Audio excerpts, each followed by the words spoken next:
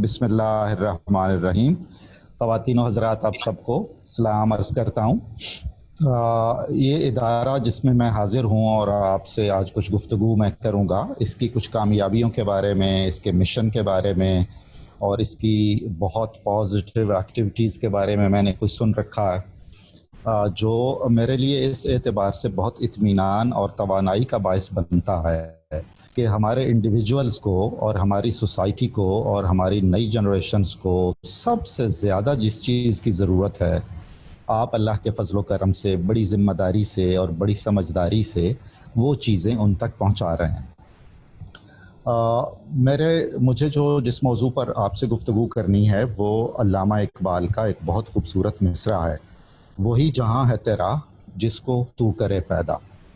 आम तौर पर जब हम किसी ऐसे नज़्म या शेर का कोई हिस्सा उन्वान के तौर पर बना लेते हैं तो वो बहुत फैला हुआ मौजू होता है, अगरचे उसमें एक मरकज़ी ख़याल और एक स्पिरिट जो कन्वे होती है और उसका अपना एक लेसन है, अपना एक मीनिंग है, वो अपनी जगह पर। तो एक बहुत फैला हुआ और वसी मौजू है और मैं कोशिश करूँगा कि इस महदूद से वक्त में हम मिलजुल कर इस पर बातचीत करें। गुफ्तगू के को बहुत रस्मी ये सेशन और लेक्चर और वो नहीं है कि वन साइडली कुछ उंडेला जा रहा हो और आप लोग बस उसको सुनते चले जा रहे हों। अगर मुनासिब हो तो आप बीच में कोई बात करना चाहें तो आई हैव नो इशू। और एक सूरत हाल ये हो सकती है कि जैसे इससे पहले मैंने ज्वाइन किया है तो आखिर में कुछ क्वेश्चंस हो गए हैं, अगर उस तरह का तरीका रखना हो तो वो भी मेरे ख्याल में बहुत बेहतर होगा। मैं इंतज़ामिया का शुक्रगुज़ार हूँ, खुसूसन प्रोफेसर डॉक्टर इश्तियाक गोंदल साहब का, जिन्होंने मुझे यहाँ इंट्रोड्यूस करवाया। डॉक्टर सुमैया राहील काजी साहिबा से एक दो तकरीबात में इससे पहले मुझे न्याज हासिल हुए हैं और इनके वालिद माजिद से भी, जो यकीनन इस कौम के सही मानों में खादिमों में और सही मानों में मोहसिनों में शुमार होते हैं और उनका अपना जो एक सियासी और नज़रियाती शख्सियत है उससे हटकर इस कौम के लिए और इस मुल्क के लिए आइकॉनिक पर्सनालिटी वो थे, अपने लिटरेचर से दिलचस्पी के एतबार से और हर मकतब फ़िक्र के लोगों से गहरे रवाबित रखने में। मुझे बहुत खुशी हुई इस एतबार से भी कि ये इतने अच्छे फोरम पर इतने बहुत मुनासिब वक्त में ये मुफीद चीज़ें शुरू हुई हैं। ये जिन दिनों में हम बातचीत कर रहे हैं और जिन दिनों में ये प्रोग्राम शुरू हुआ है और इसमें मेंटोर्स आकर बातचीत कर रहे हैं, इससे पहले इस नौइयत का तल्ख तजर्बा इंसानियत को कभी नहीं हुआ है। यानी जंगें हुई और तबाहियाँ हुई और पार्टीशंस हुई और उसके बाद कुदरती आफात ज़लज़लों की शक्ल में या ताउन की शक्ल में, तरह तरह की बीमारियों की शक्ल में, जंगो जद्दल की शक्ल में, तो वो कुछ तयशुदा और कुछ देखी भाली थी, उनको संभालना और उनकी मैनेजमेंट इतनी दुश्वार नहीं थी। ये बिल्कुल एक अनसीन सिचुएशन है और मालूम नहीं ये कब तक रहे। यकीनी बात है कि इसने इंडिविजुअल्स की साइकी पर भी और मुआशरों और सिस्टम्स पर भी बहुत ही मनफी असरात डाले हैं। इस फ़ज़ा में जिसमें तारीकी है, जिसमें ग्लूम है, जिसमें अफसरदगी है, जिसमें मुस्तकबिल के बारे में कुछ मुतय्यन नहीं है, पता नहीं कब हम इस सब कुछ से निजात पाएँ और ज़िंदगी अपनी नॉर्मल रंग में और उस रफ्तार में आए। तो ऐसे में इस नौइयत की बातें बजाय ख़ुद एक खिदमत खल्क का भी है और हमारी वो फ़िक्र अफरोज़ी तो करती है। यानी आप एक फूल कहीं रखें, गुलदस्ता रखें तो डेफिनेटली उसकी खुशबू अपने दायरे में मुतासर करेगी। एक दिया जलाएं, एक शम्मा जलाएं तो उसकी रोशनी जिस हद तक मुमकिन है वो चलेगी और वो जगमगाएगी उस फ़ज़ा को। अच्छी बात और ख़ूबसूरत बात, ख़ास तौर पर जो मबनी बर इखलास हो और जिसकी बुनियाद लिल्लाहियत पर हो और जिसकी बुनियाद खिदमत खल्क के जज्बे से हो। रूह की भी तो ग़ज़ा होती है ना, जिस तरह हमारे जिस्म की ग़ज़ा भी है। तो ये अच्छी बातें हमारी रूह की ग़ज़ा हैं। कुरान करीम में जो कहा गया कि वतवासौ बिलहक़ वतवासौ बिस्सब्र, तो ये इस तरह की गुफ्तगुएँ एक दूसरे को वही तलक़ीन हक़ है, एक दूसरे को याद दहानी करवानी है उन्हीं बातों की जिनमें से बेशतर हम जानते हैं, उनकी याद आवरी है एक तरह से। और ये जो याद आवरियाँ हैं अच्छे लोगों की, अच्छे आइडियाज़ की, ये ख़ुद अफराद की ज़िंदगी में भी और अक़वाम की ज़िंदगी में भी और मुआशरों की ज़िंदगी में भी بہت ان کا کلیدی کردار ہے۔ یہ جو موضوع میں نے آپ کی خدمت میں عرض کیا، ایک فرد کو بہت توانا ہونا چاہیے، اسے اپنی ذمہ داریوں کا احساس ہونا چاہیے، معاشرے میں اس کے کیا حقوق ہیں اور کیا فرائض ہیں، اس کو بہت اخلاص سے اور بہت محبت سے اور بہت ذمہ داری سے ان حقوق و فرائض کی پاسداری کرنی چاہیے، اسے ایک سربلند شہری کے طور پر معاشرے میں رہنا چاہیے۔ اور دوسری بات یہ ہے کہ اس کا جو نقطہ نظر ہے وہ معاشرے میں خود غرضانہ نہیں ہونا چاہیے کہ جی مجھے فلاں فلاں ایک لسٹ بنائی ہوئی ہو کہ مجھے گھر چاہیے، مجھے اچھی بیوی یا اچھا شوہر چاہیے، بہت اچھا جاب ہو، اتنا بینک بیلنس ہو، اس ماڈل کی کار ہو اور فلاں اور فلاں اور دیٹس اٹ۔ ایسا نہیں ہے، بلکہ اس کا جو نقطہ نظر ہے سوسائٹی کے بارے میں وہ اپنے پر بھی ہو، مرکزی نقطہ اس کا بے شک اپنی ذات ہو، یہ کوئی بری اور معیوب بات نہیں ہے، لیکن اس کے گرد و پیش میں اس کے ہمسائے، اس کی سوسائٹی، اس کا نظام، اس کی جو نظریاتی سرحدیں ہیں، اس کی جو جغرافیائی سرحدیں ہیں، ان سب کی طرف اس کا ایک رائے ہونی چاہیے، ایک نقطہ نظر ہونا چاہیے اور اس کا ان کو خیال رکھنا چاہیے۔ یہ وہ ایک معیاری انسان کا، ایک کامیاب انسان کا تصور ہے۔ چونکہ اس کا موضوع لیڈرشپ سے ہے اور اس کا موضوع سکسس سے ہے، تو سب سے پہلی بات تو یہ ہے کہ کامیابی کے تصورات خود ڈیبیٹیبل ہیں۔ ہم میں سے ہر فرد کا کامیابی کا تصور مختلف ہوگا۔ ہمارے تصورات بنتے ہیں ہمارے گھر سے، ہمارے معاشرے سے، ہماری تربیت اور تعلیم سے، اور جو کچھ جو ہمارا دائرہ ہے ملنے جلنے والا، ان کے نتیجے میں ہماری اکھاڑ پچھاڑ ہوتی ہے افکار کی اور خیالوں کی، اور اس کے بعد بن جاتا ہے کسی بھی موضوع پر ہمارا ایک نقطہ نظر، جن میں سے مثلاً ایک کامیابی ہے۔ تو کامیابی کا ہر آدمی کا تصور ویری کرتا ہے، مختلف ہوگا۔ البتہ کچھ تصورات یا ان کی کچھ حدیں ایسی ہوتی ہیں جو سب کے لیے قابل قبول ہوتی ہیں اور سب کے لیے پسندیدہ ہوتی ہیں۔ اس کے بعد کچھ انڈیویجول چوائسیز ہیں اور پرائرٹیز ہیں جن میں آپ کا کامیابی کا تصور کچھ اور ہوگا، میرا کامیابی کا تصور کچھ اور ہوگا۔ تو انفرادی تصورات کامیابی سے ہٹ کر جو ایک مجموعی طور پر کامیابی کا تصور ہے ایک بیلیور کا، ایک مسلمان کا، اس کی روشنی میں بات چیت کروں گا۔ اور اتفاق سے بہت ہی ذمہ داری سے اور بڑی سمجھداری سے یہ عنوان بھی طے کیا گیا، ایک ایسے آدمی کا ایک مصرع منتخب کیا گیا جو اس موضوع پر، جس نے ساری زندگی سوچا، خود ان تمام مراحل سے اور تجربات سے گزرا، اور بہت ہی احسن انداز میں اس نے کم از کم 3 زبانوں میں اور چوتھی زبان میں وربلی یعنی پنجابی میں، علامہ اقبال نے انگریزی میں لکھا، فارسی میں لکھا، اردو میں لکھا، اور سب سے زیادہ جو زبان انہوں نے بولی وہ ان کی اپنی مادری زبان تھی، دیٹ واز پنجابی۔ ان 4 زبانوں میں انہوں نے ان خیالات کا اظہار کیا ہے۔ اور سب سے اچھی بات جو میں ان کو، ساؤتھ ایشیا تو بہت چھوٹا سا ایک لیول ہے، عالمی سطح پر میں سمجھتا ہوں کہ اس ایسے بڑے مفکرین میں اقبال ہیں اپنے میرٹ پر، اس لیے کہ ان کے افکار قرآن و سنت کے سرچشمے سے فیضیاب ہوتے ہیں، ان کی فکر و نظر کی سیرابی سرچشمہ وحی الہی سے ہے، اور رسول کریم صلی اللہ علیہ وآلہ وسلم کی محبت اور اطاعت نے انہیں اس مقام پہ پہنچایا کہ انہوں نے زندگی کے ان سلگتے ہوئے مسائل کو اور ان بہت ہی تکلیف دہ سچویشنز کو انڈرسٹینڈ بھی کیا، ان کا تجزیہ بھی کیا، اور اللہ تعالیٰ نے جو انہیں صلاحیتیں دے رکھی تھیں ان کا استعمال کرتے ہوئے انہیں بھرپور انداز میں انہوں نے ہم سب کے سامنے رکھا۔ انہیں خود احساس تھا، وہ بہت خوبصورت بات کہتے ہیں، نوجوانوں کو یہ شعر پسند آنا چاہیے، یہ جو نظم ہے اس کا عنوان بھی ہے ایک نوجوان کے نام۔ وہ کہتے ہیں کہ جی معلوم ہے مجھ کو تیرے احوال کہ میں بھی مدت ہوئی گزرا تھا اسی راہ گزر سے۔ جب ہمیں کوئی ڈیسٹینیشن نہیں مل رہی ہوتی، جب ہمارا کوئی ٹارگٹ طے نہیں ہو پا رہا ہوتا اور ہم ٹامک ٹوئیاں مار رہے ہوتے ہیں، کچھ سمجھ میں نہیں آ رہا ہوتا، ڈوبتے کو تنکے کا سہارا، کبھی اس کے پیچھے کبھی اس کے پیچھے، وہ ایک شاعر نے جو کہا تھا، جاتا ہوں تھوڑی دور ہر ایک راہ رو کے ساتھ، پہچانتا نہیں ہوں ابھی راہبر کو میں۔ تو وہ جو انتشار فکر کی ایک کیفیت ہوتی ہے، کوئی ہدف نہیں ہوتا ہمارا، اس کیفیت سے اقبال بھی گزرے۔ اچھا، اب یہ بڑی کمال کی بات ہے کہ جن پروسیس پر میں تھوڑے سے اشارے کروں گا، ظاہر ہے محدود وقت میں بہت تفصیل سے باتیں نہیں ہو سکیں گی، انشاءاللہ زندگی رہی تو ہم بعد کے مرحلوں میں بہت اچھے وقتوں میں مزید اس موضوع پر بات چیت کریں گے۔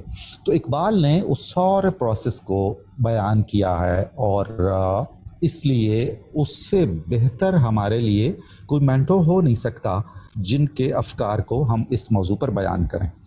ایک مختصر سی بات کہہ کے میں براہ راست موضوع کی طرف آتا ہوں، تو یہ تمہیدی باتیں تاکہ زیادہ طویل نہ ہو جائیں۔ علامہ اقبال کے جو بیٹے تھے جاوید اقبال، انہوں نے اپنے باپ سے آخری رات میں، جس رات علامہ اقبال کی وفات ہوئی 21 اپریل 1938، جب وہ لڑکا جاوید اقبال باپ کے کمرے میں گیا تو وہ پہچان نہیں پا رہے تھے۔ جو لوگ موجود تھے ان میں سے کسی نے کہا جاوید آیا ہے، تو اقبال نے کہا مسکرا کے کہ جاوید بن کے دکھاؤ تو مانے۔ یہ جو جاوید بن کے دکھانا ہے، یہی آج کا ہمارا موضوع ہے۔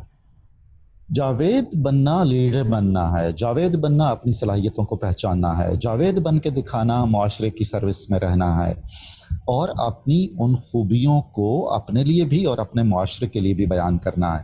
اور پھر اقبال نے آخری بات یہ کی انہی صاحب سے جنہوں نے انٹروڈیوس کروایا تھا کہ یہ آپ کے بیٹے جاوید آئے ہیں آپ کو دیکھنے اور ملنے، تو انہوں نے کہا کہ میں نے جو فارسی مثنوی جاوید نامہ لکھی ہے، اس کے آخر میں نے جاوید کے لیے ایک نظم لکھی ہے، خطاب بہ جاوید، اور اس کا سب ٹائٹل ہے نوجوان نسل کے لیے پیغام، کہ آپ اس کو، یہ جاوید کو یہ ضرور پڑھا دیجئے گا۔ یہ وہ پیغام ہے جو میں آپ سب کو بھی آج اس موقع کی مناسبت سے منتقل کرنا چاہتا ہوں، کہ جاوید نامہ کے انگریزی اور اردو ٹرانسلیشنز موجود ہیں، آن لائن بھی موجود ہیں۔ اس کا آخری چیپٹر خطاب بہ جاوید، وہ آپ سب کو پڑھنا چاہیے۔ اس سے آج کے موضوع سے متعلق بہت ساری چیزیں ہم نئے انداز میں سیکھیں گے اور پرکھیں گے کہ ہمارے مفکر ملت نے ان کو کس انداز میں دیکھا اور یہ پسند کیا کہ ہم اس کو سمجھیں اور اس سے فائدہ اٹھائیں۔ اقبال اس اعتبار سے بھی خوش قسمت سے، آپ میں سے بے شمار لوگ اس اعتبار سے خوش قسمت ہیں کیونکہ جب ہمیں اپنی شناخت کا سفر درپیش ہوتا ہے اور ہم اپنے مستقبل کے بارے میں غیر یقینی کی کیفیت سے نکلنا چاہ رہے ہوتے ہیں، تو پھر ہمارا کھوج کا، تلاش کا اور جستجو کا سفر شروع ہوتا ہے۔ اسی سفر کی تلاش میں، اسی جذبے کی سیٹسفیکشن کے لیے آپ آج یہاں اس گفتگو میں شریک ہیں۔ ہم آپ کی باتیں سنیں گے، آپ ہماری باتیں سن رہے ہیں۔ اس تیز رفتار معاشرے میں اور اس تیز رفتار زندگی میں بہت قیمتی چیز ہے وقت، اور آپ اس اعتبار سے مختلف ہیں اور اس اعتبار سے خوش نصیب ہیں کہ آپ نے اپنے اس وقت کا ایک بہت تعمیری استعمال سوچا ہے، ایک بہتر مصرف سوچا ہے، اور کچھ لرن کرنے کے لیے، کچھ ایکسپیرینسز شیئر کرنے کے لیے، کچھ سیکھنے کے لیے آپ اکٹھے ہوئے ہیں۔ تو آپ ہی کی طرح اقبال کو بھی کالج لائف سے ہی یہ احساس تھا کہ ایک انڈیویجول کی کیا رسپانسبلٹیز ہیں، انڈیویجول کا کیا ریلیشن شپ ہے ٹورڈ سوسائٹی، اور اس نے معاشرے میں کس نوعیت کا کردار ادا کرنا ہے اور کس کس سطح پر وہ اپنا کام کر سکتا ہے اور معاشرے میں ایک بہتر کردار ادا کر سکتا ہے۔ چنانچہ آپ اگر اقبال کا کلام دیکھیں گے اور اس کی جو کرونالوجیکل آرڈر ہے اگر اس میں دیکھیں گے، تو آپ کو حیرت ہوگی کہ کالج لائف سے جب ان کی شاعری کا آغاز ہوا ہے اور زندگی کے آخری مراحل تک 1938 تک، یعنی تقریباً 40 سال کے کلام میں آپ کو وقتاً فوقتاً اپنے نام ایک پیغام مل رہا ہوگا، اور that message is message of leadership. اپنی دنیا آپ پیدا کر اگر زندوں میں ہے، یہ کیا پیغام ہے؟ یعنی وہ تو مردہ ہے جو بنے بنائے سانچوں میں اور ڈھلے ڈھلائے خول میں رہتا ہے اور نہ کچھ نیا سیکھنا چاہتا ہے، نہ کچھ نیا کرنا چاہتا ہے، بہت قناعت سے مطمئن رہتا ہے، اور کوہلو کے بیل کی طرح جس کی آنکھوں پہ کھوپے چڑھے ہوئے ہوتے ہیں اور جس نے ایک لمیٹڈ دائرے میں چکراتے رہنا ہوتا ہے اور یہ احساس کرنا ہے کہ میں ہزاروں میل کا سفر کر چکا ہوں، جبکہ وہ وہیں گھوم رہا ہوتا ہے۔ ایک آرڈینری آدمی جو اس نوعیت کے کسی ایکسپیرینس سے نہیں گزرتا، اس کی مثال وہ کوہلو کے بیل کی دی جاتی ہے۔ تو یہ جو ہمت بڑھانے والی باتیں ہیں، موٹیویشنز کی جو باتیں آپ کہہ لیجئے، حوصلہ افزائی کی باتیں ہیں، یہ بہت اہم ہیں اور بہت ہی ذمہ داری کا تقاضا کرتی ہیں۔ وہ آدمی جس نے خود یہ مرحلے برتے ہوئے ہوں گے، دیکھے ہوئے ہوں گے، ان ایکسپیرینس سے براہ راست گزرا ہوا ہوگا، اور جس کو خود سے بھی ہمدردی ہوگی اور اس پیغام سے بھی ہمدردی ہوگی اور جن سے وہ مخاطب ہے ان کے ساتھ بھی اخلاص ہوگا، ظاہر ہے اس کی بات بہت ہی مختلف ہوگی اور اس کی بات مؤثر بھی ہوگی۔ جس بات میں ہمارا اپنا تجربہ شامل نہیں ہوتا، ہمارا جذبہ اور ہمارا احساس شامل نہیں ہوتا ہے اور ہمارا اخلاص شامل نہیں ہوتا ہے، اس طرح کی بات چیت آپ یوں کہہ سکتے ہیں کہ ایک علم ہے یا ایک ٹھیک ہے سیشن ہے، ایک لیکچر ہے، لیکن وہ دل سے نکل کر دوسرے کے دل میں نہیں اتر رہی ہوتی۔ یہ جو دل سے، فارسی کی کہاوت ہے نا کہ از دل خیزد بر دل ریزد، جو بات دل سے نکلتی ہے، دل سے جو بات نکلتی ہے اثر رکھتی ہے، پر نہیں طاقت پرواز مگر رکھتی ہے۔ تو اس کی بنیاد اس سنسیئرٹی پہ ہے، اس خلوص پر ہے جو گفتگو کرنے والے کو اور جن سے گفتگو ہو رہی ہے ان کے درمیان ایک انسانی رشتے کے طور پر قائم ہوتا ہے۔ تو خیر یہ جو جوانوں کی خصوصاً نئی نسل کی زندگی میں جب وہ شعور کی آنکھ کھولتے ہیں تو یہ ایک تلخ تجربہ ہوتا ہے کہ وہ اپنے بارے میں بہت سارے شکوک و شبہات کا شکار ہوتے ہیں، اپنے نظریات کے بارے میں، اپنے مذہب کے بارے میں، اپنے مستقبل کے بارے میں، اپنے ریلیشنز کے بارے میں، الغرض زندگی کے جتنے بھی پہلو ہیں اور جتنے بھی رشتے اور ناطے ہیں وہ ایک طرح سے از سر نو ان کو ایویلیویٹ کرتے ہیں، کانشیسلی اور انکانشیسلی۔ یہ بالکل ایک نیچرل بات ہے، اس میں کوئی ایسی پریشانی کی بات نہیں ہے۔ پریشانی کی بات یہ ہے کہ اگر وہ پروسیس بہت طویل ہو جائے اور اس کے کوئی بہتر نتائج نہ نکل رہے ہوں، تب وہ یقیناً بہت تشویشناک بات ہے۔ تو اس پروسیس کو، جو ہماری اپنی شناخت کا پروسیس بھی ہے اور ہماری جو معاشرے میں کردار ہے اس کے حدود اربع کا تعین بھی اس سے وابستہ ہے، اور ہم کس قسم کا معاشرہ بنانا چاہ رہے ہیں اور اس طرح کے معاشرے کو بنانے کے لیے ہماری ذمہ داریاں کیا ہیں وغیرہ وغیرہ، یہ سارے اس کے ذیلی اور ضمنی مباحث ہیں۔ تو اس سارے پروسیس میں ہمیں کامیابی سے اور بہت ہی اعتماد سے گزرنے کے لیے، فرض کریں اگر ہم طے کریں کہ کچھ 4 5 7 پوائنٹس ہوں، تو میرے خیال میں یہ 5 پوائنٹس میں آپ کی خدمت میں بیان کرتا ہوں۔ ان میں سے ہر نقطہ اور ہر پوائنٹ اپنی جگہ پر ایک مستقل موضوع ہے اور اس میں کئی چھوٹے چھوٹے ذیلی اور ضمنی موضوعات شامل ہیں۔ یوں سمجھ لیجئے کہ ایک منزل ہے جو کامیابی کی منزل ہے، جو خود شناسی کی منزل ہے، جو چونکہ ہم بلیور ہیں تو اس میں خدا شناسی بہت عظیم منزل ہے، اور ہم کسی ایسی منزل کو بہت ہی محبت والی اور محترم منزل نہیں جانتے جس میں خدا اور اس کا رسول مائنس ہوں، یعنی ویسٹرن نقطہ نظر سے اور ایسٹرن نقطہ نظر میں اور ایک بلیور اور مسلم نقطہ نظر میں یہ بنیادی طور پر فرق ہے۔ ہماری ہر کامیابی، ہر وہ کامیابی ہماری کامیابی ہے جس میں ہمارا تعلق خدا اور اس کے رسول سے اور ان کی تعلیمات سے اور ان کے افکار سے جڑا رہے۔ تو چنانچہ اس منزل تک پہنچنے کے لیے سب سے پہلے سیلف ایویلیویشن ہے، سیلف اسسمنٹ ہے۔ یہ بہت ہی بنیادی نقطہ ہے اور بہت اہم نقطہ ہے۔ یوں سمجھ لیجئے کہ ایک بہت عظیم الشان عمارت ہمیں بنانی ہے، تو اس میں جو بنیاد کا کردار ہے اور بلکہ جس کو سنگ بنیاد کہا جائے گا، یہ مرحلہ وہ مرحلہ ہے۔ اب فارسی میں کہا جاتا ہے، میں چونکہ فارسی کا استاد ہوں اور لٹریچر سے میرا تعلق ہے تو اس نوعیت کی باتیں مجھے زیادہ ذرا بے ساختہ آ جاتی ہیں، اچھا بھی ہے، ڈفرینٹ کلرز سے آپ کی وہ ہونی بھی چاہیے آشنائی۔ تو وہ کہا جاتا ہے کہ خشت اول چون نہد معمار کج، پہلی اینٹ عمارت بنانے والا اگر ٹیڑھی رکھ دے تا سریا میرود دیوار کج، تو وہ جو اس پر عمارت بنے گی، جو دیوار بنے گی، وہ ستاروں تک بھی پہنچ جائے تو رہے گی تو ٹیڑھی ہی، اس لیے کہ اس کی بنیاد ہی سیدھی نہیں۔ تو چنانچہ اپنے آپ کو پہچاننا، میں کتنے پانی میں ہوں، میں کیا چاہتا ہوں، میری خامیاں کیا ہیں، میری خوبیاں کیا ہیں، یہ منزل اول ہے، اور اس میں ہمیں بالکل ایک ذمہ دار جج کا فریضہ ادا کرنا ہے۔ ذمہ دار جج اپنے ضمیر کے سامنے بھی جواب دہ ہوتا ہے اور اپنے معاشرے کے سامنے بھی، اور اگر بلیور ہے تو وہ اپنے اس نظام نظریہ سے بھی اس کے سامنے بھی وہ جواب دہ ہے۔ یہ اسسمنٹ جتنی عادلانہ ہوگی، جتنی منطقی ہوگی، جتنی ایکوریٹ ہوگی، اگلے سارے مراحل اور ہمارا اگلا سفر سارا آسان ہو جائے گا۔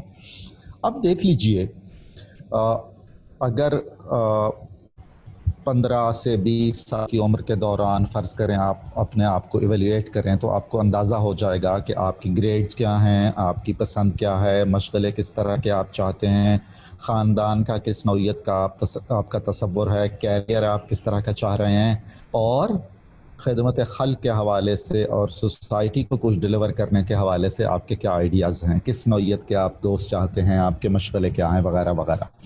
اس بنیاد پر اگلے سارے مرحلے تعمیر ہوں گے اور ایک طرح سے وہ پروسیس چلتا رہے گا، اس کو ہم سکسیس کا کہہ لیجئے یا لیڈرشپ کا وہ کہہ سکتے ہیں۔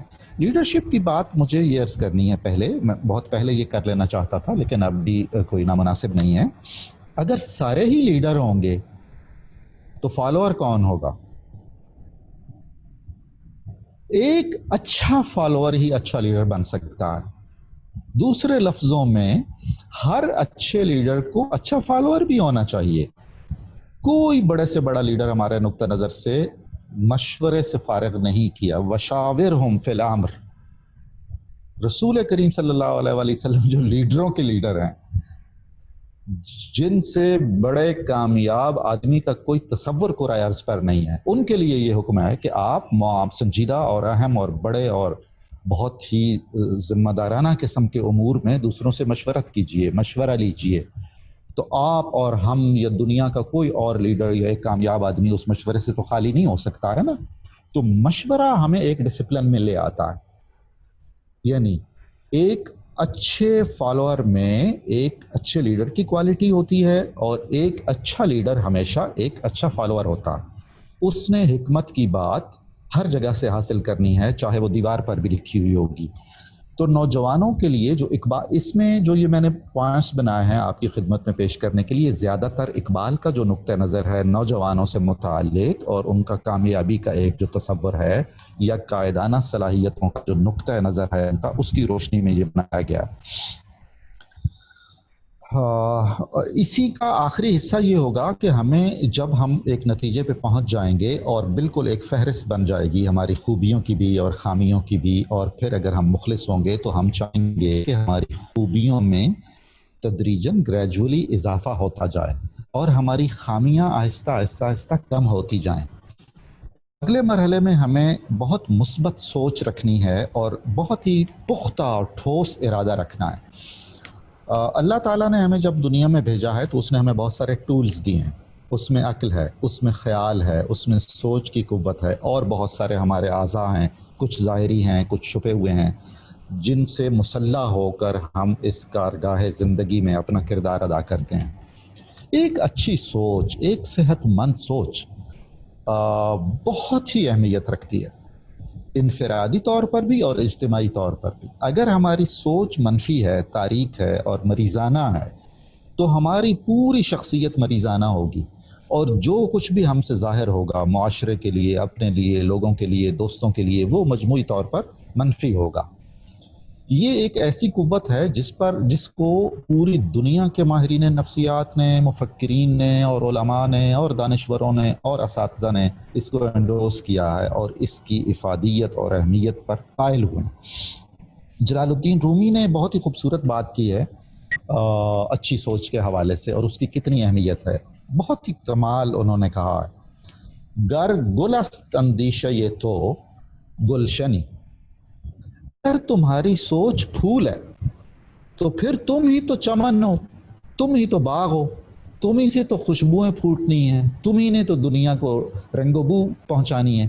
تو اگر ہماری سوچ کانٹا ہے تو وہ کانٹے ہمیں بھی چبھیں گے، اور جہاں جہاں ہم جائیں گے وہاں بھی چبھیں گے۔ تو سوچ کا روشن ہونا، سوچ کا صحت مند ہونا اور سوچ کا بہت تعمیری ہونا نہایت اہم ہے۔ اب دیکھ لیجئے جو معیارات ہم پر ٹھونسے جا رہے ہوتے ہیں ان کے نتیجے میں ایک عجیب صورت نکلتی ہے۔ کہ ہم ظاہرداری کی طرف بہت مائل رہے ہوتے ہیں. میری بہت خواہش ہوگی کہ میرا گھر بہت صاف ستھرا ہو، میرا لباس صاف ستھرا ہو، گاڑی صاف ستھری ہو، حتیٰ کہ میرا جوتا اس پر بھی کوئی گرد و غبار نہ ہو. لیکن دل اور دماغ اس میں جتنے کانٹے ہوں، جتنا جھاڑ جھنکار ہو، جتنی آلودگی ہو، جو کچھ بھی ہو، دھواں ہو، کچھ بھی ہو، مجھے اس کی کوئی خاص پرواہ نہیں ہے. تو چنانچہ اپنی سوچ کو تعمیری رکھنے کے لیے ہمیں مانیٹرنگ کرنی ہے اپنے ذہن کی، اپنی سوچ کی، اور سٹیئرنگ کرنی ہے، باقاعدہ اس کو ڈرائیو کرنا، اس کی چھانٹی کرنی ہے. جیسے ہم اپنے سٹور میں سے غیر ضروری چیزیں نکالتے ہیں اور بہت مفید اور اچھی چیزیں وہاں جمع رکھتے ہیں. یہ دھلائی اور یہ صفائی اور یہ سکریننگ اپنے دل کی، اپنے دماغ کی، اپنی سوچوں کی ہمیں کرنی ہے، اور یہ بہت ہی عزم کے ساتھ کرنا ہے. اگر ہمارا ارادہ ڈھیلا ڈھالا ہوگا، ہم بے دلی سے کام کر رہے ہوں گے، خود ہمیں سمجھ نہیں آ رہا ہوگا جو کچھ ہم کر رہے ہیں وہ صحیح ہے یا نہیں، تو ظاہر ہے کہ وہ نتائج نہیں نکلیں گے. علامہ اقبال نے اس کیفیت کو بہت خوبصورت انداز میں کہا ہے کہ اگر ہم کچھ ایسے کام کر رہے ہیں، کچھ ایسے نظریات کو فالو کر رہے ہیں جن میں ہم پوری طرح انوالو نہیں ہیں، تو ہم یوں ہیں جیسے ہم نے بے دلی سے ایک فائر کیا ہے اور وہ ہوائی فائر ہے، اس کا کوئی ٹارگٹ نہیں ہے. آہ وہ تیر نیم کش جس کا نہ ہو کوئی ہدف، افسوس ہے اس تیر پر جو ہم نے بے دلی سے ڈھیلے ڈھالے انداز میں چلایا اور اس کا کوئی ٹارگٹ بھی نہیں تھا. تو عزم کی اور ارادے کی انسانی زندگی میں اور انسانی کامیابی میں اتنی غیر معمولی اہمیت ہے. اگلے مرحلے پر مقصدیت ہے. ایک ٹارگٹ ہونا چاہیے، ایک ہدف ہونا چاہیے. زندگی مقاصد کا کھیل ہے. جتنے مقاصد زیادہ ہوں گے، بشرطے کہ وہ ایک دوسرے کو اسٹرینتھن کر رہے ہوں، ایسے نہیں ہوں کہ ایک مقصد مشرق میں ہے اور ایک مقصد مغرب میں ہے اور ایک مقصد آسمان پر ہے اور ایک مقصد زمین پر ہے، یعنی جن میں کوئی منطقی تعلق نہیں ہے. مقاصد کا تعین بھی ایک چین کے تحت ہونا چاہیے، ایک بہت شعوری پروسیس کے تحت ہونا چاہیے. اور اس کے بعد وہ مقاصد بھی اتنے ہی اخلاص سے اور اتنے ہی عادلانہ اور منصفانہ انداز میں متعین کرنے چاہیے. جب ہم اپنی اسیسمنٹ کر چکے ہوں گے، ایویلیویٹ کر چکے ہوں گے خود کو، تو پھر ہمیں معلوم ہوگا کہ یہ مقصد کچھ ہمیں سوٹ بھی کر رہا ہے کہ نہیں ہے، اس مقصد کے لیے جو پری ریکوزٹس ہیں وہ بھی ہم میں ہیں کہ نہیں. جلال الدین رومی نے کہا، بہت ہی خوبصورت بات کی، کہ آپ کو آرزویں پیدا کرنی چاہیے اپنے دل میں، آپ کو مقاصد پیدا کرنے چاہیے اپنے ذہن میں، لیکن ان مقاصد کو پیدا کرتے ہوئے آپ کو بہت ریئلسٹک ہونا چاہیے. آپ کو معلوم ہونا چاہیے کہ اگر آپ تنکا ہیں، گھاس کا ایک تنکا ہیں، تو آپ یہ مقصد اپنے لیے نہیں بنا سکتے ہیں کہ میں گھاس کے تنکے کے طور پر پہاڑ کو اس کی جگہ سے ہٹا دوں گا. یعنی وہ جو عملی زندگی میں جو مقصدیت ہے، اس کا تعلق بہت ہی منصفانہ انداز میں ہماری صلاحیت کے ساتھ اور ہمارے مقاصد کے ساتھ ہونا چاہیے. اقبال کے پیغام میں انسانوں کے لیے، نوجوانوں کے لیے، پوری دنیا کے انسانوں کے لیے، اس میں کوئی تخصیص مسلمان یا غیر مسلم کی نہیں ہے. یہ انسانیت کا وہ پیغام ہے جو اس نوعیت کے مفکروں نے، جن کو مفکر انسانیت کہنا چاہیے، پوری انسانیت کے لیے دیا ہے. کہ مقاصد کا ہونا، ٹارگٹس کا ہونا، یہ ثابت کرتا ہے کہ ہم زندہ ہیں اور ہمارا شعور جیتا جاگتا ہے، اور ہم اس شعور کی زندگی میں دلچسپی رکھتے ہیں، اور ہمارے پاس اللہ کی دی ہوئی کچھ ایسی طاقتیں اور صلاحیتیں ہیں جن کو بروئے کار لا کر یقیناً ہم اپنی پوری کوشش کریں گے دیانتداری سے کہ ان مقاصد کو ہم حاصل کر سکیں. چنانچہ آرزوؤں کا سلسلہ اور مقاصد کا سلسلہ جاری رہنا چاہیے. اقبال نے بہت اچھی ایک تمثیل، ایک مثال بیان کی ہے. انہوں نے کہا ہے کہ زندگی میں، انسان کی زندگی میں آرزوئیں اور مقصد اور ٹارگٹس اس طرح ہونے چاہیے جیسے سمندر میں موجیں ہوتی ہیں.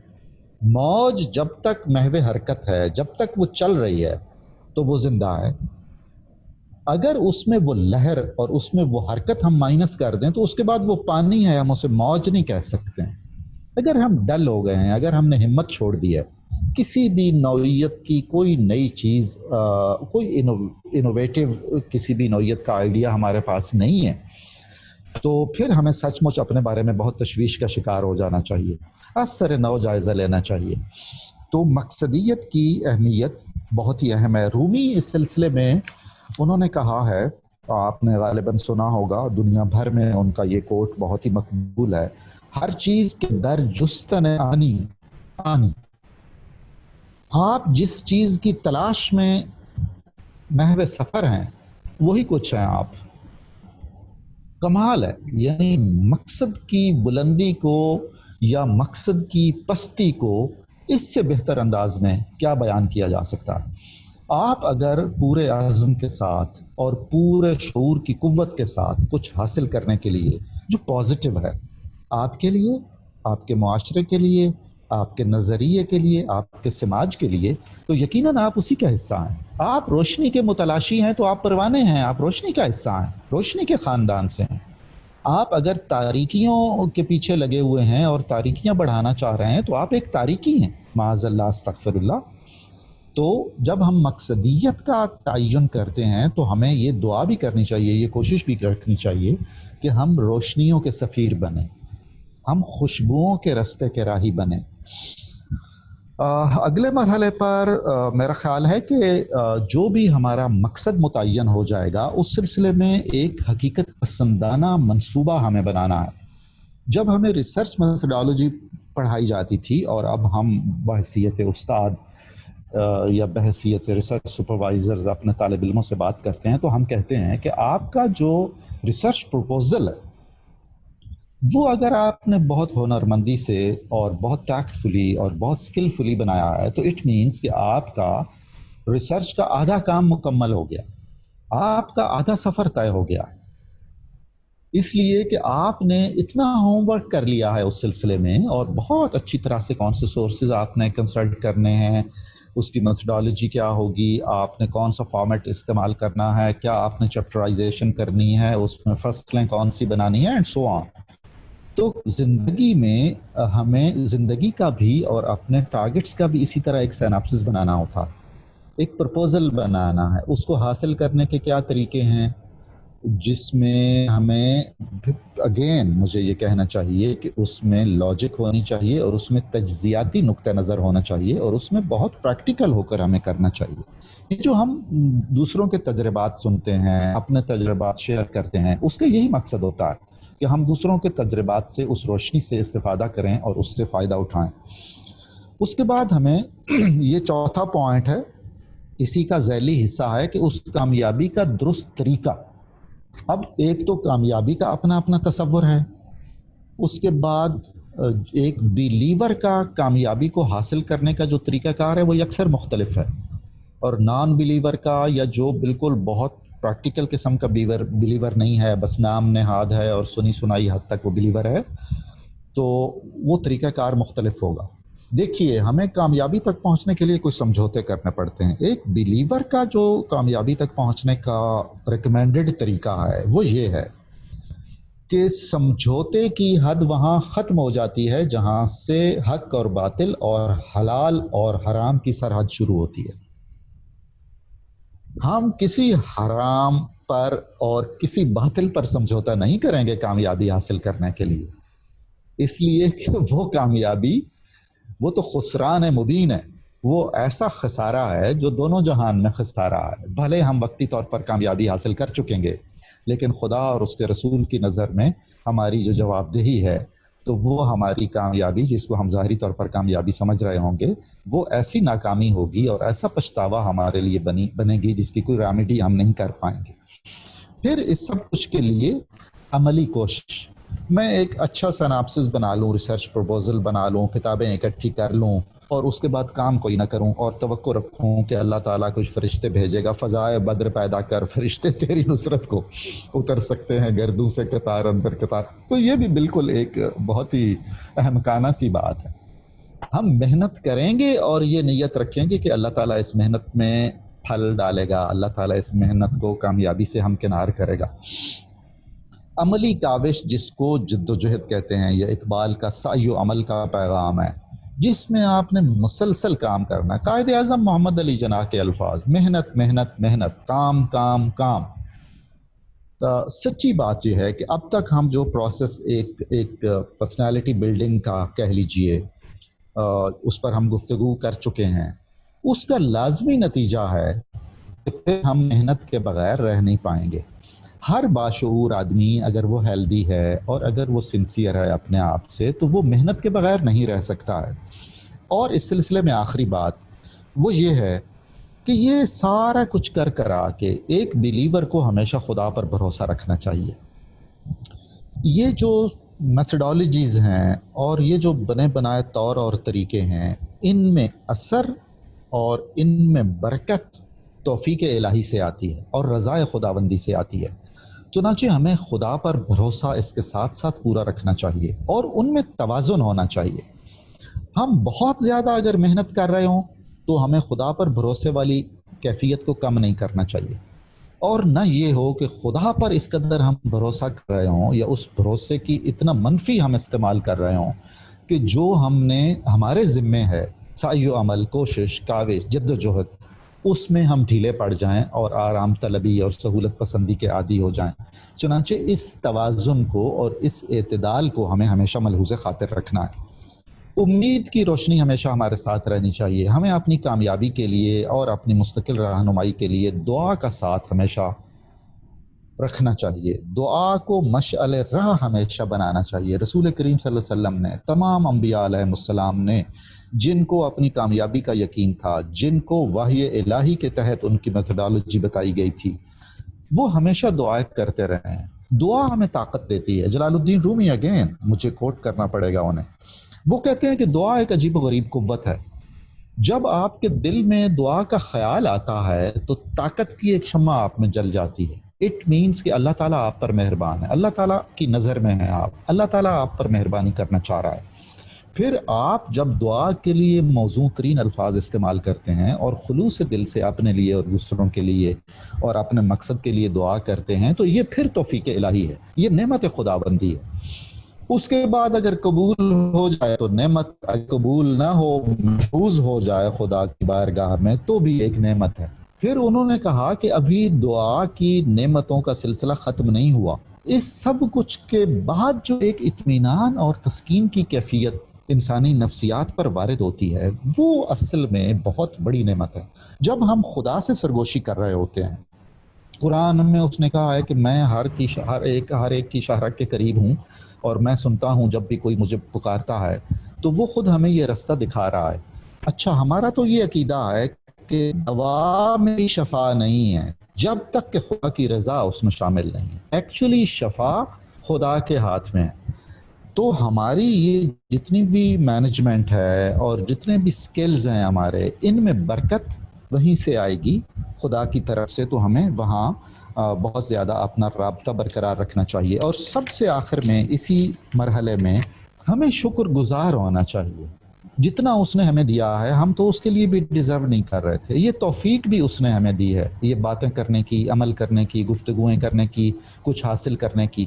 شکر گزاری محض نہیں ہے کہ میں اپنی ذات تک شکر گزار رہا ہوں، میری شکر گزاری کے اثرات اللہ کی مخلوق تک پہنچنے چاہیے، میرے معاشرے تک پہنچنے چاہیے۔ یہ وہ بات ہے جسے اقبال بے خودی کا نظریہ کہتے ہیں، کہ آپ یہ ساری قوتیں حاصل کر کے پھر سیلف لیس ہو جاتے ہیں اور پھر آپ دوسروں کے لیے اپنی سروسز دے دیتے ہیں۔ ہماری زندگی کے ہر شعبے میں زکوٰۃ ہونی چاہیے، ہماری صلاحیت کی زکوٰۃ، ہمارے اسکل کی زکوٰۃ، ہمارے وقت کی زکوٰۃ۔ تو اس سے لَإِن شَكَرْتُمْ لَأَزِيدَنَّكُمْ، اگر آپ شکر گزار بندے بنیں گے تو اللہ تعالیٰ کی نعمتیں جو اس نے آپ کو دے رکھی ہیں ان میں وہ اضافہ فرمائے گا۔ تو شکر گزاری پر میں اپنی گفتگو ختم کرتا ہوں۔ آخر میں اقبال کے 2 شعر پڑھتا ہوں اور پھر اگر آپ میں سے کسی نے کوئی سوال کرنے ہوں تو فرمائیے گا۔ بہت خوبصورت ہے یہ شعر۔ جو عالم ایجاد میں ہے صاحب ایجاد، یہ کائنات عالم ایجاد ہے، انوویشن کی دنیا ہے۔ آپ نے کچھ مختلف کرنا ہے، آپ نے لگے لپٹے رستوں پہ نہیں چلنا ہے۔ کچھ چیزیں ایسی ہیں جن پر آپ نے طے شدہ لائنوں میں ہی چلنا ہے، جو ہمارے مذہب کی چیزیں ہیں مثال کے طور پر۔ کچھ ایسی ہیں کہ جہاں انہی طے شدہ گھسے پٹے رستوں پر، پامال رستوں پر چلنا قطعاً پازیٹیو نہیں ہے۔ اقبال ہمیشہ نو آوری اور جدت اور تخلیقی قوت کے اظہار پر یقین رکھتے ہیں۔ جو عالم ایجاد میں ہے صاحب ایجاد، ہر دور میں کرتا ہے طواف اس کا زمانہ۔ آپ مرکزی شخصیت تب بنیں گے, آپ کے گرد پروانے تب آئیں گے جب آپ کی اس تخلیقی صلاحیت کا بھرپور اظہار ہوگا. آخری شعر جو مجھے بہت پسند ہے, میں جب بھی نوجوانوں سے بات چیت کرتا ہوں کسی سے تو میں اسے ضرور پڑھتا ہوں, بہت ہی عظیم شعر ہے. یہ سب آپ کی نظر ہے یہ شعر. تیری دعا ہے کہ ہو تیری آرزو پوری, میری دعا ہے تیری آرزو بدل جائے. آپ سب کا بہت شکریہ. میں حاضر ہوں اگر کچھ سوال و جواب ہے. یہ کچھ سوال جو ہیں وہ آ رہے ہیں. شاہ نواز جی ہیں, ضرور. یہ مقبوضہ کشمیر سے ہیں, ہمیں انہوں نے جوائن کیا ہے پلوامہ سے. جی تو یہ اچھا جی. پوچھ رہے ہیں کہ if a person knows all this but still is inactive and prefers to be inactive, what should he do? یہ ساری میرا چیزیں خیال ہے جانتا تو ہو لیکن جی inactive. جی بالکل بالکل بالکل, یہ ایک نفسیاتی کیفیت ہے, اور میرا خیال ہے کہ اس کا علاج اسی کے پاس ہی ہے. اسے خدا سے بھی مدد مانگنی چاہیے اور اپنے آپ پر بھروسہ کرنا چاہیے. اور ایک خول چڑھا ہوا ہوتا ہے نوجوانوں پر یا کسی بھی آدمی پر بسا اوقات, اس پہل کو توڑنا یہ بہت اہمیت رکھتا ہے. اور اس کی بنیادی کی تو اس کے آدمی کے پاس ہے. وہ جو مریض ہے وہ خود اپنا معالج ہے اس سلسلے میں, اور اس کو ظاہر دعا بھی کرنی چاہیے اور کوشش بھی کرنی چاہیے. جی جی بالکل درست. کچھ ہاتھ بھی کھڑے ہیں, آپ لوگ اپنے آپ کو انمیوٹ کریں اور ڈائریکٹلی پلیز پوچھ لیں. بنت فاطمہ آپ پوچھ لیجئے گا مختصر سا سوال جلدی سے سر سے. السلام علیکم سر. السلام علیکم. وعلیکم السلام. سر میں ایک سوال صرف پوچھنا چاہوں گی کہ جب ہم کوئی مقصد اپنا بنا لیتے ہیں اور اس مقصد کے راستے میں ہم بہت سارے سال گزارتے ہیں پری پلان, تو کیا سر وہ جو بیج ہم نے مقصد کی زمین میں ڈالا ہوتا ہے اس کی کومپل پھوٹنے کی کوئی مدت متعین ہوتی ہے, یا کہ یہ ایک ان لمیٹڈ سفر ہے؟ ہم کیسے اس کو جج کریں گے کہ میرا سفر جو ہے وہ کیوں نہیں مکمل ہو رہا, میں اپنے مقصد کو کیوں نہیں پا رہی؟ اور وہ جو ایک اس طرح بھی کیفیت ہے وہ با مقصد انسان کی زندگی میں بار بار آتی رہتی ہے, اور اگر بار بار آتی ہے اس طرح بھی کیفیت تو اس سے کیسے جو ہے وہ نمٹا جا سکتا ہے؟ اس کے لیے کیسے انسپریشن ہم حاصل کریں؟ یہ بہت خوبصورت سوال ہے آپ کا. سب سے پہلی بات تو یہ ہے کہ وہ جو بیج کسی انسان کے دل, دماغ اور ضمیر میں کومپل بن کر پھوٹتا ہے مقصدیت کا اور اپنی شناخت کا اور عزم کا, بنیادی طور پر تو وہی منزل ہے اس کی. اس کی سیٹسفیکشن اسی میں ہے. اس کے بعد تو اس کے مختلف مدارج ہیں جس میں ایفرٹ ہے, جس میں سارا کچھ ہے. اچھا, کبھی کبھی ہم جب نتائج نہیں نکل پا رہے ہوتے حسب منشا تو ایک ڈپریشن کا شکار ہو جاتے ہیں.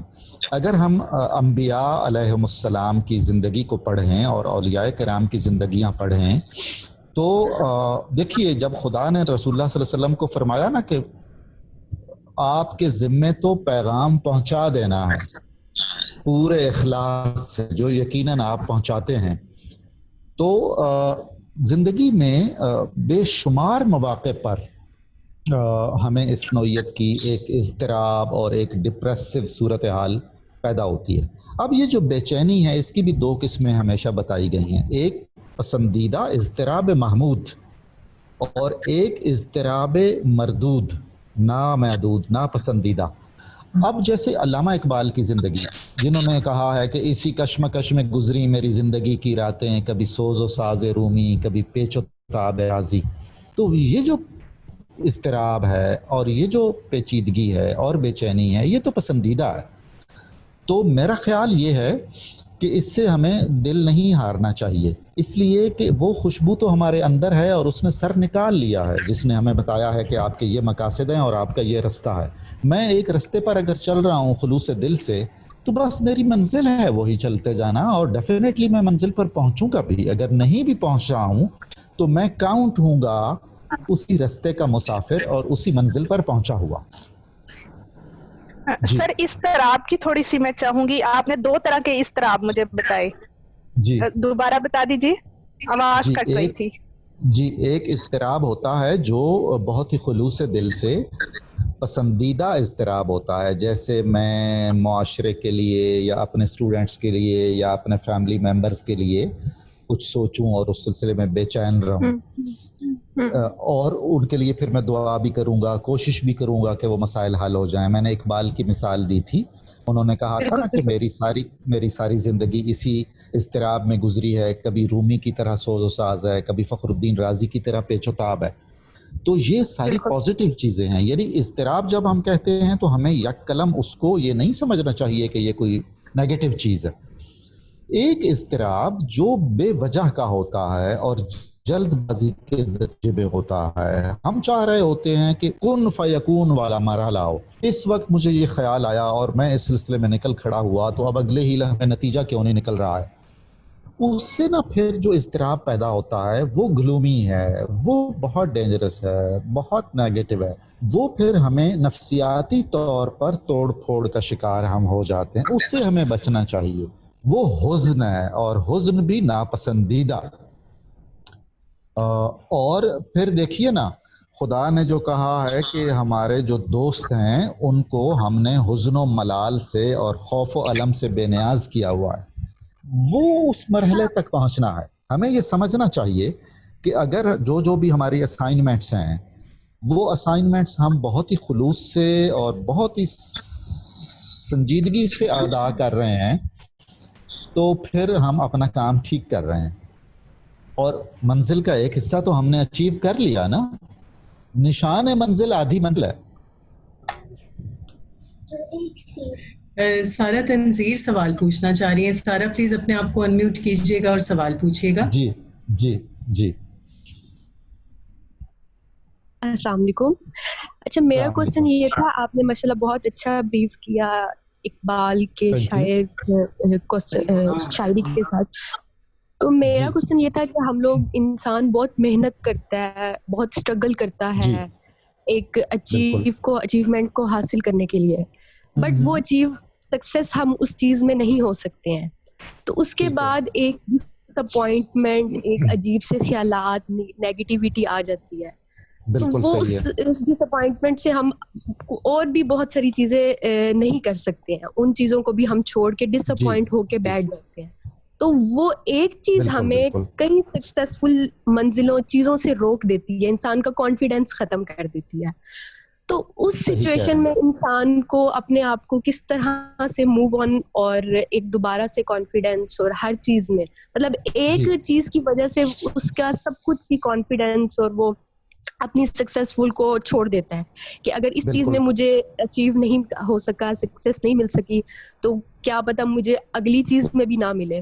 تو اس سچویشن میں انسان کو کیا کرنا چاہیے اپنے آپ پہ کہ وہ مطلب موو آن کر سکے؟ یا میں بالکل سمجھ گیا آپ کا سوال. بہت اچھا سوال ہے اور بہت پریکٹیکل قسم کا سوال ہے. زندگی میں ایسے بے شمار مراحل آتے ہیں. پہلی بات تو یہ ہے کہ ہمیں ہر ناکامی کے بعد اس کا انالیسس کرنا چاہیے کہ ہمارے اس کو ٹارگٹ بنانے میں کوئی خامی تھی کیا، اس کی جو کوالیفیکیشنز تھیں، پری ریکوزٹس تھے، وہ ہم میں تھے کہ نہیں، اس کو اچیو کرنے کی جو میتھڈالوجی تھی یا جو سکلز تھے اس میں کوئی مسئلہ تھا، یا ہم نے اس کو ایفرٹ میں کوئی کمی رہ گئی ہے. یعنی اس ناکامی کے نتائج اگر ہم پر واضح ہو جائیں تو وہ اگلا مرحلہ ہمارے لیے قدرے آسان ہو جائے گا. دوسری بات، فرض کیجئے یہ کچھ بھی نہیں ہوتا، خدا نخواستہ کسی بھی کام میں ہم نے پورے اخلاص سے، پوری کوشش سے، پوری دیانتداری سے کام کیا ہے اور کوئی نتیجہ نہیں نکلا ہے، ہم مایوس ہو گئے ہیں، اور وہ مایوسی اتنی دردناک ہے کہ ہم اور بھی کچھ کام کرنے کے قابل نہیں رہ گئے ہیں. ایسے میں ایک چیز نہیں چھوڑنی چاہیے، وہ چیز ہے اللہ سے اپنا تعلق اور دعا. اور ہماری زندگی میں اگر ایک دو ایسے مخلص لوگ ہوں جن کے اخلاص جو ٹیسٹڈ ہو اور قطعاً کوئی اس میں دو نمبری والا معاملہ نہ ہو، تو ان لوگوں سے بات چیت اور اس طرح سے ایک دوسرے سے بات چیت کے نتیجے میں وہ جو ہماری کھوئی ہوئی اسٹرینتھ ہے، وہ جو تہس نہس ہو گئی ہے ہماری شخصیت اور ہمارا اعتماد، وہ بحال ہو سکتا ہے. اور ہمیں یہ بھی دیکھنا ہے کہ زندگی میں ایک ہی چیز نہیں ہوتی، زندگی میں ایک ہی آدمی نہیں ہوتا. ایک بات اور آخری بات اس سوال کے نتیجے میں، ہمیں ہمیشہ ایک سائیڈ ٹارگٹ ضرور رکھنا چاہیے. کسی مقصد کو خود پر یوں طاری نہیں کر دینا چاہیے کہ اگر وہ ہمیں حاصل نہیں ہوتا تو ہمیں یہ محسوس ہو کہ ہم تو فوت ہو جائیں گے، اب تو زندگی میں اور کچھ بھی نہیں بچا ہے. یعنی بہت ذمہ داری سے یہ طے کرنا چاہیے کہ فرض کریں میرا کیریئر مجھے کیریئر یہ اپنا بنانا ہے. خدا نہ خواستہ اگر یہ نہیں بن سکتا تو متبادل میرے پاس کیا ہے. یہ بھی بہت ہی خلوص سے اور سمجھداری سے یوں کرنا چاہیے. اپنے آپ کو بھی تجویز کرتے رہنا چاہیے. خرم صاحب کوئی سوال پوچھنا چاہ رہے ہیں, please go ahead and ask. جی یہ محترمہ ہے شاید. ہاں sorry. I am Saima Khurram. السلام علیکم. السلام علیکم. جی سر پلیز مجھے آپ ایکسپلین کر دیں جو لاسٹ پوائنٹ آپ نے ابھی کہا ہے کہ ہر چیز کی زکوٰۃ ہوتی ہے. جی میرا خیال یہ ہے, اور اس موضوع پر میری بہت سارے لوگوں سے دنیا بھر میں بات چیت جاری رہتی ہے, ہمارے مال کی زکوٰۃ ہے نا اور صدقہ ہے, اس کی اسپرٹ کیا ہے؟ دوسروں کے کام آنا. جو کچھ اللہ تعالیٰ نے ہم پر نوازش کی ہوئی ہے, جو کچھ اس نے ہمیں عطا کیا ہوا ہے, اس کا کچھ حصہ دوسروں کے لیے ہونا. تو میرا خیال یہ ہے کہ اس سے بڑھ کر اگر ہم یہی طے کر لیں کہ ہمارے وقت کا بھی کچھ حصہ ہم نے خالص اللہ کے لیے بغیر کسی دنیاوی مفاد کو پیش نظر رکھے ہوئے اللہ کو دینا ہے. جو بھی میری مہارت ہے, مثال کے طور پر میرے کچھ دوست ہیں ڈاکٹرز ہیں, میڈیکل ڈاکٹرز ہیں, تو وہ مذاق میں مجھے کہتے ہیں کہ بھائی آپ کی وجہ سے نا 3-4 لاکھ کا ہمیں نقصان ہر مہینے ہوتا ہے. تو میں انہیں کہتا ہوں کہ بھائی آپ کو, انہیں خود بھی معلوم ہے, وہ اچھے لوگ ہیں, مذاق کرتے ہیں, انہیں خود معلوم ہے کہ وہی جو 8-10 مریض وہ خدا کے لیے دیکھتے ہیں بغیر نمائش کیے, شاید اس کا اجر ان کی زندگی میں, ان کی کامیابیوں میں سب سے زیادہ ہو. اگر کوئی ٹیچر ہے, استاد ہے, اچھی گفتگو کر سکتا ہے, تو اسے اپنے اس فن کو دوسروں تک تھوڑا سا, اس کا کچھ حصہ, اللہ نے ہمارے ساتھ پیٹ لگایا ہے اور ہمیں اس نے حکم دے رکھا ہے, ربنا آتنا فی الدنیا حسنہ وفی الآخرۃ حسنہ. ہمیں اپنی دنیا کو بہتر کرنا ہے, دنیا میں سربلند ہو کر رہنا ہے. یہ 50% ہے. دوسرا حصہ ہے آخرت کی فوز و فلاح کا, اور اس کی بہتری کا, اور اس کی سرفرازی اور سربلندی کا. تو وہ اپنی وقت اور اپنی صلاحیت کی زکوٰۃ سے میری مراد یہ تھی کہ جو جس فن میں بھی کام کرتا ہے اس میں کچھ لوگوں کو وہ خدا کے لیے ذاتی مفاد سے قطع نظر خالص اللہ اور اس کے رسول کی خوشنودی کے لیے اٹینڈ کرے. یہ سر ہمیں مشتاق احمد وانی نے جوائن کیا ہوا ہے, یہ مقبوضہ کشمیر سے, لیکن ہی اسٹڈنگ ان ٹرکی ابن خلدون یونیورسٹی میں. تو میں ریکویسٹ کروں گی کہ آپ جو ہے وہ اپنا سوال پوچھیں. مشتاق جی بہت بہت شکریہ معین الدین صاحب, واقعی میں یعنی بہت دلچسپ جو ہے آپ کی پریزنٹیشن تھی. تو میرا سوال یہ ہے کہ ابھی تک آپ نے ماشاءاللہ بہت ساری چیزوں کا ذکر کیا, یعنی جو اندرونی جو مشکلات اور مصائب ہیں جس کی وجہ سے انسان جو ہے وہ کامیابی میں جو ہے دراڑیں اس کی وجہ سے پڑتے ہیں. تو میرا سوال جو یہ ہے کہ جو خارجی جو مشکلات ہوتے ہیں, مصائب ہوتے ہیں, اور یعنی وہ ایک وقت پر جو ہے ایک تھریشولڈ, ایسے ایک تھریشولڈ پہ آتے ہیں کہ انسان جو ہے ایسا محسوس ہوتا ہے کہ وہ ٹوٹ پڑا ہے.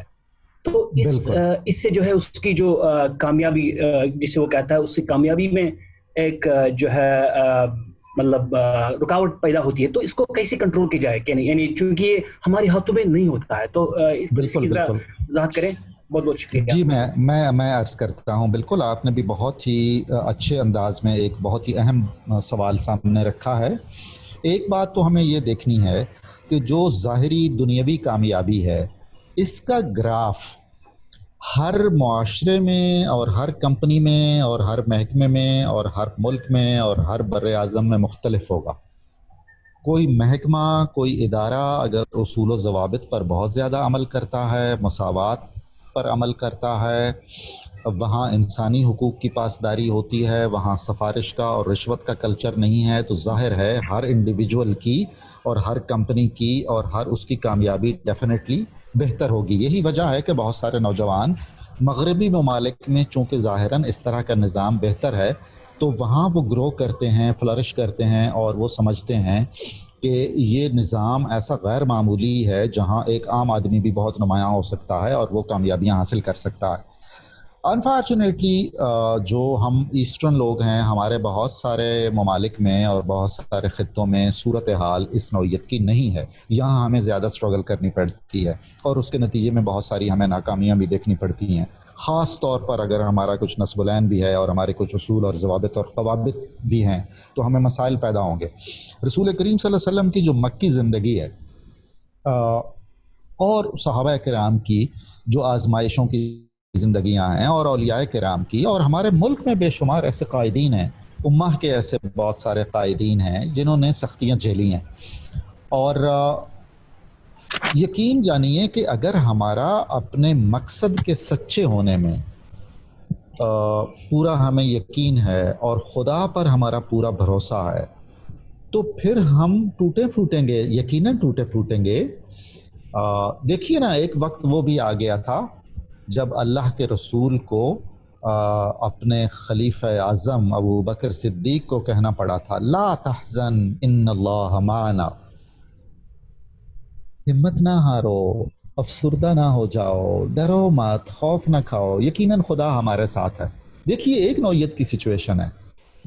فطری طور پر ابو بکر صدیق جو کیفیت محسوس کر رہے تھے، نبی کا ویژن زیادہ ہے، نبی کی وسعت ایسی ہے کہ وہ اس سے بالا تر بھی بہت کچھ دیکھ رہے ہیں. تو میرا خیال ہے اسی اسوے پر ہمیں عمل کرنا چاہیے. میں خود بہت سارے مسائل میں ایک انوانٹیڈ سی کیفیت میں ہوتا ہوں اور یوں لگ رہا ہوتا ہے کہ مثلا میں مشرق کو جا رہا ہوں اور بہت ساری فورسز ہیں جن کی یہ خواہش ہے کہ وہ مجھے کسی طرح سے دھکیل کے مغرب کی طرف روانہ کر دیں. تو اسی میں سے آپ اب بیچ میں سے رستہ نکالنا ہے. آپ دیکھیے ایک آدمی جو ایک سیلاب میں پھنس گیا ہے اور وہ تیراک ہے، تو وہ جس طرح سے اپنے آپ کو اس میں مینج کرے گا، سمجھداری سے ڈیل کرے گا، شل بھی ہو رہے ہوں گے اس کے دست و بازو، اس نے جان بھی بچانی ہے اور اس میں سے نکلنا ہے ساری کیفیت کو. تو ظاہر ہے اپنے آپ کو حوصلہ دینا، جب ہم خود اپنے مشیر ہوتے ہیں اور اپنے آپ کو بتا رہے ہوتے ہیں کہ بھائی آپ سچے ہیں، آپ حق پر ہیں، کوئی مسئلہ نہیں ہے، یہ پریشانی بھی ختم ہو جائے گی، اس کو یوں بہتر طریقے سے حل کرنے کی کوشش کرنی چاہیے، تو کوئی تھوڑا سا حوصلہ بھی ہو جاتا ہے اور کچھ نا بہتری بھی آ جاتی ہے سچویشن میں. یہ بھی آپ ایکسپیرینس کیجئے گا. فرض کریں کوئی ایسی ایک نوٹ پڑ گئی کسی بھی کام میں، وہ حل نہیں ہو رہا ہے، سب آپ کے مخالف ہیں، تو آپ تھوڑا تھوڑا سوچیں کہ نہیں وہ کچھ سافٹ ہو رہے ہیں، وہ کچھ کنسیڈر کر رہے ہیں، نہیں کچھ بہتر ہو جائے گا اور یقیناً بہتر ہو رہا ہے، میں ایک دفعہ پھر کوشش کروں گا، تو کوئی رستہ نکل آتا ہے. جی بہت بہت شکریہ آپ کا، بہت بہت شکریہ.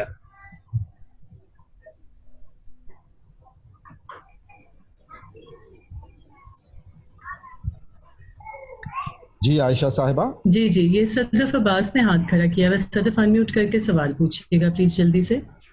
جی السلام علیکم. میرا کوشچن یہ ہے کہ ہم جو ہے مطلب بہت ہمت بھی پکڑ لیں اور کام کا آغاز بھی کر لیں اور سارے عزم کے ساتھ، پھر جو ہے بیچ میں ایسے لوگ آ جائیں جو ظاہر ہے کرٹیسائز تو کریں گے، لیکن پھر آپ کے اندر ایک ہوتا ہے کہ بہت سارے لوگ جو ہے اس کو کرٹیسزم کو فیس کرنے کی صلاحیت نہیں رکھتے.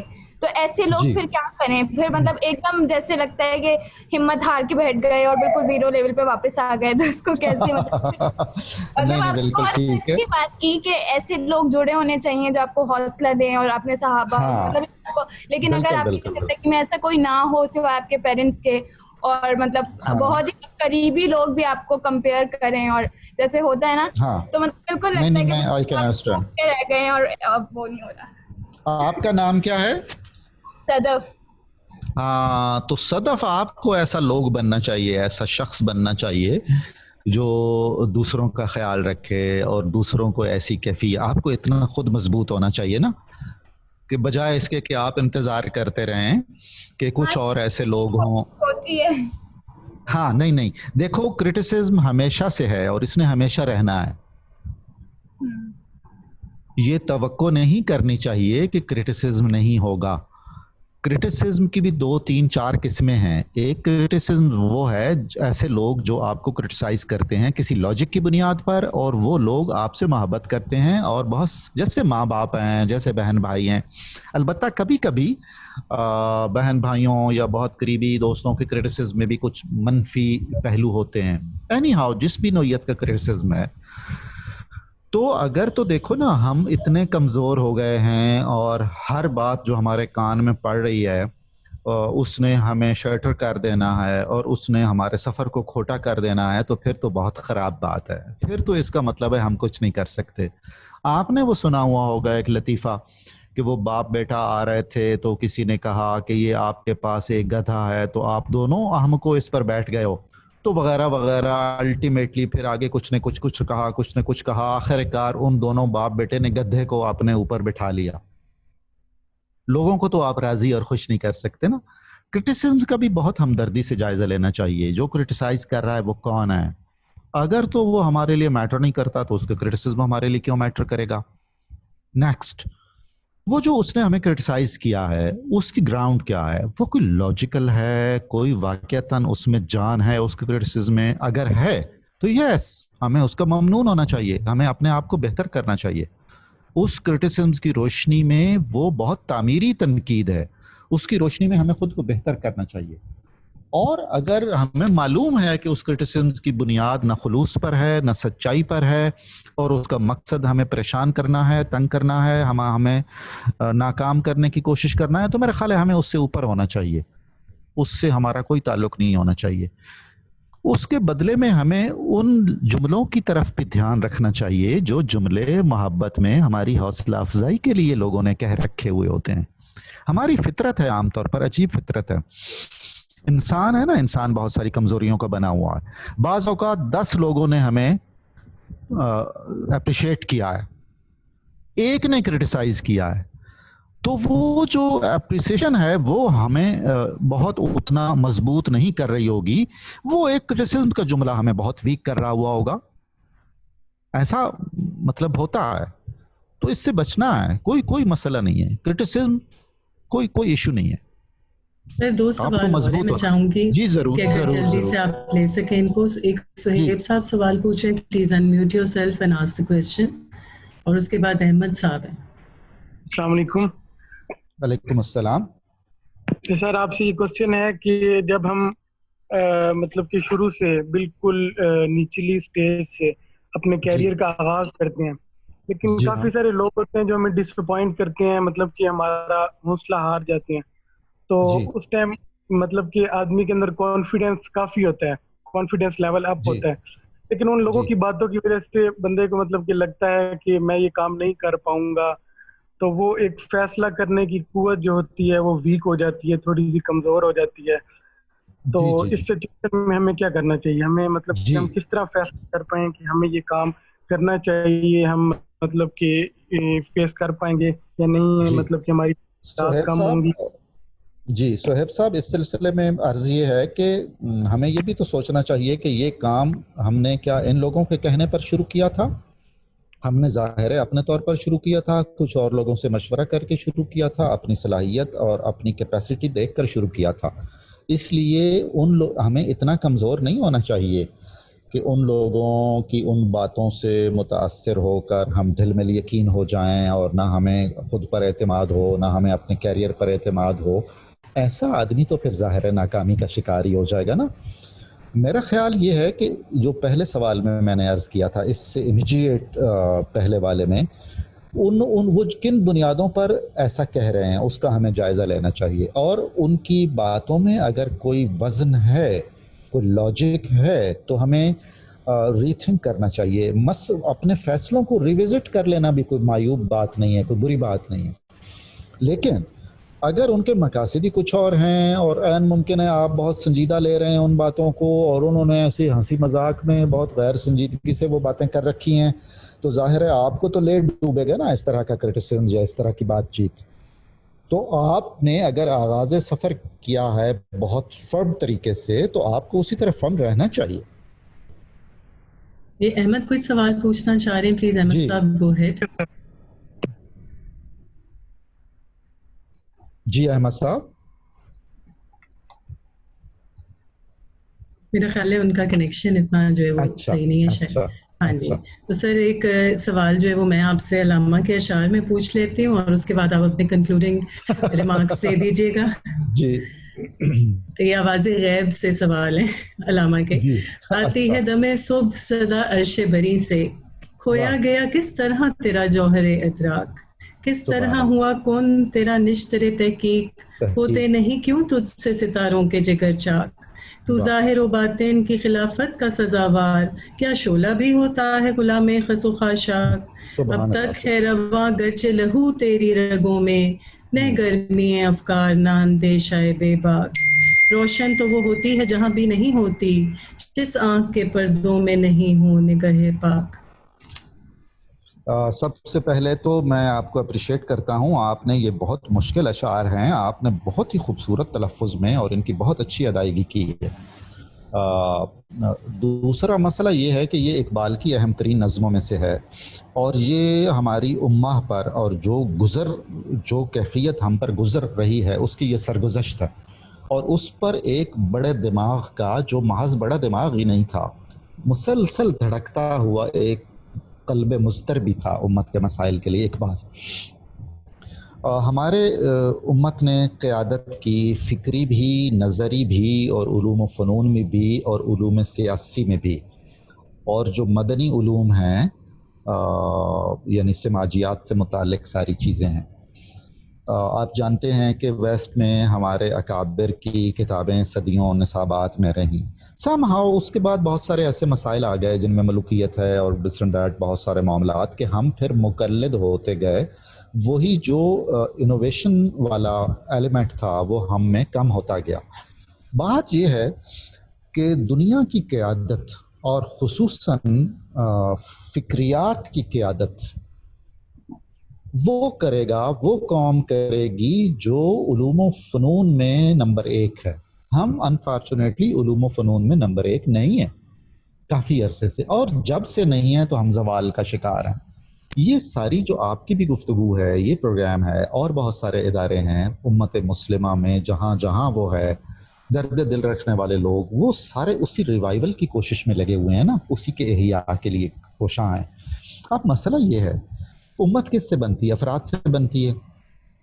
अब मेरे जैसे अगर अफराद हैं जिन्हें कुछ पता ही नहीं है, जो बिल्कुल कुछ जानते समझते ही नहीं हैं, जिनकी कोई राय नहीं है, जो कुछ काम ही नहीं कर सकते हैं, तो वही अफराद की एक चेन बन जाएगी ना उम्मत। तो एक जिम्मेदारी मेरी बहसियत फ़र्द है, एक मेरी जिम्मेदारी कौम के फ़र्द के तौर पर भी मुझ पर आयद होती है। आप सब ने, मैंने एक जिम्मेदारी अदा करनी है फ़लाँ इब्न फ़लाँ के तौर पर, जो फ़लाँ फैमिली का है और जिसका फ़लाँ कैरियर है। हमें अपने कंधों पर ये बोझ महसूस करना चाहिए कि हम उम्मत के कुंबे का भी तो एक फ़र्द हैं और उसके क्या मसाइल हैं। हम में से हर एक अपनी अपनी फैमिली के जो मैटर्स हैं और जो प्रॉब्लम्स हैं और जो इश्यूज़ हैं उनको एड्रेस करता है। तो उम्मत के इन सारे मसाइल को कौन एड्रेस करेगा?